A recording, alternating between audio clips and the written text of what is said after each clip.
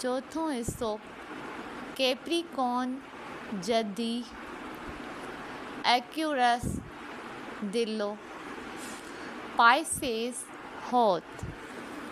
Capricorn जदी पोयनि सालनि जे तजुर्बनि खे ज़हन में रखंदे हींअर जी डील कयो या कमनि में उन्हनि मां फ़ाइदो वठो ऐं उन ते मज़ीद तवजा ॾियो ऐं हालतूं खुलंदे ॾिसिजी रहियूं आहिनि। पोयनि ॻाल्हियुनि तजुर्बनि खे न विसारियो, उन मुताबिक़ क़दम वधायो। माली मुआमलनि जे खाने में ज़ुहल मौजूदु आहे। पैसो अचे ई नथो या त थोरो अचे थो, पर उन ते तरीक़े सां ख़र्च न पिया करियो, ॿीणो चौणो ख़र्च करे छॾियो था। अहिड़ा मसइला अची रहिया आहिनि। हेल्थ जून खां सुठी आहे। फैमिलीअ जा मसइला पहिरियां खां थोरा कुझु बहितर थिया आहिनि। मानवी ज़िंदगीअ जे हवाले सां प्लान जोड़ियो। हद खां वधीक ख़र्चनि करण में मसरूफ़ आहियो, थोरो एहतियात खां कमु वठो।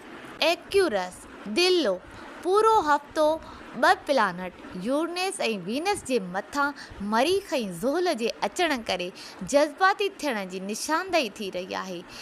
अज़दवा जी मसइलनि में इख़्तिलाफ़ अची रहिया आहिनि। थोरो संभालियो, हिक ॿिए ते बोहतान लॻाए मज़ीद हालतूं ख़राब करे रहिया आहियो। अहिड़ीअ तरह वधीक हालतूं ख़राब थी वेंदियूं। रोमानवी मुआमलनि ते ध्यानु ॾियो त किथे धोखो त न थी रहियो आहे, ऐं जेकॾहिं इहो वहम महसूस थी रहियो आहे ऐं अहिड़ी ॻाल्हि न आहे त पोइ सोचो त इहो ख़्यालु ज़हन में छो अची रहियो आहे ऐं ख़र्च नज़र अची रहिया आहिनि। तयारु थी वञो ऐं नौकिरी बिज़नेस में चैलेंज पिणु अची रहिया आहिनि जिन खे मुंहुं ॾेई रहिया आहियो।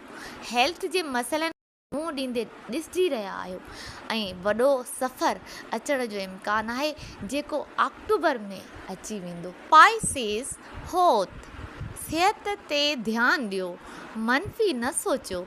सिहत ते ख़राबु असर पइजी रहिया आहिनि। नौकिरी या बिज़नेस में एहतियात खां कमु वठो।